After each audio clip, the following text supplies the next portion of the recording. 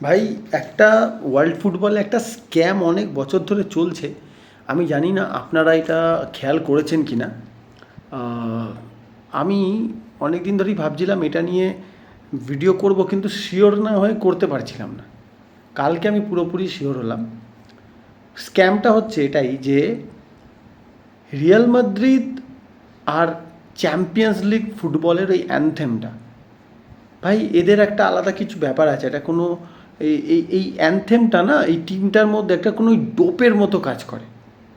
মানে আমার মনে হয় অ্যানথেমটা শোনার পর যদি রিয়াল মাদ্রিদের প্লেয়ারগুলো যারা রিয়াল মাদ্রিদের জার্সি পরে মাঠে নামছে, ওদের যদি ডোপিং টেস্ট করানো হয় না, সবাই পজিটিভ আসবে, আসতে বাধ্য।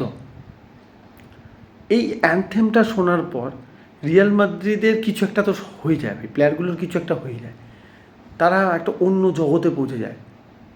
কালকে ভালভার্দে যে হ্যাট্রিকটা করেছে, তিনটেই ব্যাঙ্গার, সোজা কথা, তিনটে মানে এইরকম কোয়ালিটি হ্যাট্রিক আমরা খুব কম দেখেছি। আমার এরকম একটা কোয়ালিটি হ্যাট্রিক মনে পড়ছে, যেটা রোনাল্ডো নাজারিও করেছিল against Manchester United Old Trafford.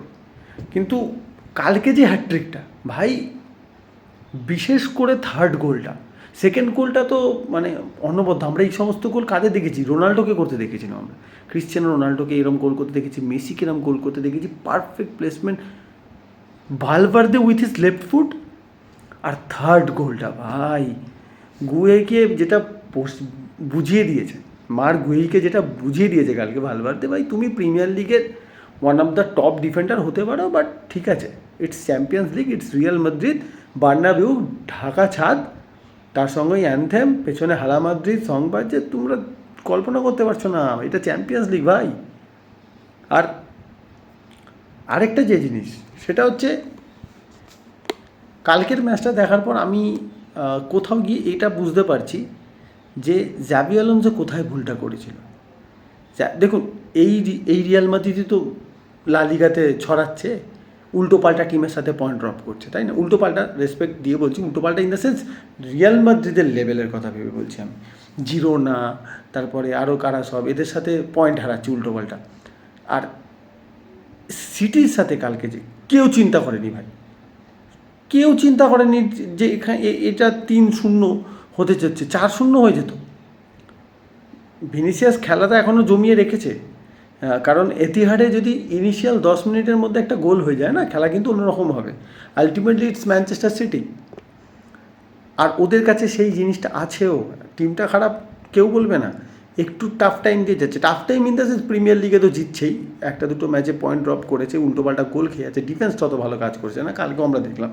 তো যেটা আমি বলছিলাম যে জাবি আলোনসো যে প্রবলেমটা করে ফেলেছিল, জাবি আলোনসো নিজের ফিলোসফি রিয়াল মাদ্রিদে ইমপ্লিমেন্ট করতে গেছিলো। এটা ম্যাক্সিমাম ম্যানেজারই এই মুহূর্তে ভুলটা করছে, নিজেদের ফিলোসফি তারা ইমপ্লিমেন্ট করছে এক্সিস্টিং ক্লাবের যে ডিএনএটা, একটা বলে না, যেমন বলে Manchester United DNA, Barcelona DNA.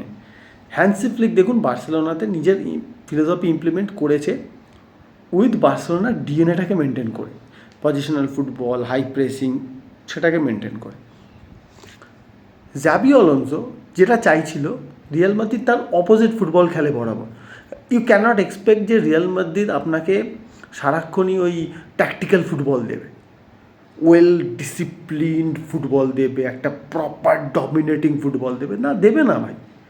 এত বছর খেলা দেখার এক্সপিরিয়েন্সে এটুকুই বুঝি, Real Madrid will play kind of chaotic football, যেখানে সাডেন মোমেন্টস অফ ব্রিলিয়েন্স থাকবে, 10 মিনিটের একটা মোমেন্টাম তৈরি করবে তারা, ম্যাচ টেনে নিয়ে বেরিয়ে যাবে। You cannot expect 90 minute of discipline, 90 minutes of beautiful and tactical football from Real Madrid, না, এটা হবে না, এটা ওদের ডিএনএতে নেই ভাই।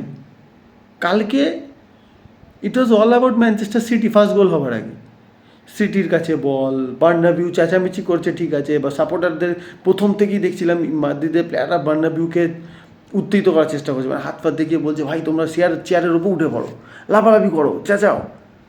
কারণ সিটি প্রথম থেকে খেলাতে ছিল, ধরছিল খেলাটা। অ্যান্ড দেন থিবো করতো আর একটা ভয়ঙ্কর মানে পল স্কোলস টাইপের একটা লং বল, ভেদে ভালভার্দের ওই টাচ, দেন ডোনারুমার এই ব্লান্ডারটা, ও বক্সের ভেতরে ছিল কিন্তু ভেবেছিল বক্সের বাইরে, তাই হাতটা নিয়ে গিয়ে অদ্ভুতভাবে হাতটা টেনে নিল, বার্সা সাপোর্টাররা মনে হয় বলছে এটা গটা ফিক্সড, যাই হোক। অ্যান্ড দেন ভালভার্দের ওই একটা টাফ অ্যাঙ্গেলে গোল, দেন ভিনিসিয়াসের ওই আউটফুটার অ্যাসিস্ট, যেখান থেকে একটা অদ্ভুত অ্যাঙ্গেল থেকে ভালভার্দের গোল, অ্যান্ড দেন দ্য থার্ড গোল। তিনটে মোমেন্টে তিনটে চান্স ক্রিয়েট অ্যান্ড তিনটে গোল। ইউ ক্যানট এক্সপেক্ট যে ম্যানচেস্টার রিয়াল মাদ্রিদ সারাক্ষণই এই ফুটবলটা খেলবে না, দে উইল নট। তারা এই মোমেন্টামগুলোতেই খেলে, তারা এই মাঝখানেই খেলে, তারা এই ফেজগুলোতেই ম্যাচ জিতে বেরোয়। আমরা এত বছর ধরে দেখছি, এত ম্যাচ ধরে দেখছি। তো যে ম্যানেজার আরবেলো এখন আছে, ইন ফিউচার যে ম্যানেজার আসবে কোথাও কি হয়তো তার জন্য এই ম্যাচটা একটা এক্সাম্পল। ভাই, ইউ শুড নট এক্সপেক্ট যে রিয়াল মাদ্রিদ একটা dominating well discipline tactical football খেলবে না। পেপ গার্দিওলা কালকে ম্যাচের পর প্রেস কনফারেন্স অলরেডি কেমন একটা যেন নেগেটিভ বডি ল্যাঙ্গুয়েজ নিয়ে হার মেনে নিয়েছে। সে বলেই দিল যে ইট ইজ ডিফিকাল্ট, আর আমরা এই মুহূর্তে ম্যাচের মধ্যে নেইও। তো আমি এক্সপেক্ট করছি না এখানে কোনো একটা miraculous comeback from Manchester City, but still football is a funny game. আর চ্যাম্পিয়ন্স লিগে অদ্ভুত কাজকর্ম চলছে। কালকে পিএসজি ভার্সেস চেলসি আমার এটা রিসার্চ করা উচিত, এটা নিয়ে রীতিমতো ল্যাবে গিয়ে রিসার্চ করা উচিত। এটা নিয়ে প্রত্যেকটা চেলসি প্লেয়ারের কলার ধরা উচিত ম্যানেজারের। ভাই 2-2 পিএসজির মাঠে তুমি 2-2 করে ফেলেছো। ওই অ্যাডভেঞ্চারাস ফুটবলটা কে খেলতে বলেছিল আমি সত্যি জানি না। 2-2 করার পর যখন 3-2 হয়ে গেছে না, যদি 3-2 অবস্থাতেও চেলসি ম্যাচটাকে হোল্ড করে রেখে দিত স্ট্যামফোর্ড ব্রিজে, একটা চান্স হতো, অবশ্যই হতো। বাট ইটস 5-2, আর তুমি গেছো অল আউট অ্যাটাক করতে পিএসজিকে 3-2 অবস্থায় হারার সময়, যেখানে তোমার সেকেন্ড লেগ। নাকি প্লেয়াররা শর্ট টার্ম মেমোরি লস হয়েছিল, তারা ভুলে গেছিলো ভাই যে আমাদের সেকেন্ড লেগ খেলতে হবে। আমি জানি না, বাট চেলসির এই ডিসিশনটা নিয়ে আমি ভয়ঙ্কর রকমের সারপ্রাইজ। ইভেন চেলসি সাপোর্টার, আমার একজন দাদার সাথে কথা হচ্ছিল, সে চেলসি সাপোর্টার, ভয়ঙ্কর সাপোর্টার। সে বলছিল আমি সিম্পলি বিশ্বাস করতে পারছিলাম যে কোনো টিম 3-2 হারছে, তার নেক্সট লেগ বাকি তা হোমে, আর সে অল আউট খেলতে গেছে পিএসজির এগেনস্টে 3-2 অবস্থায়।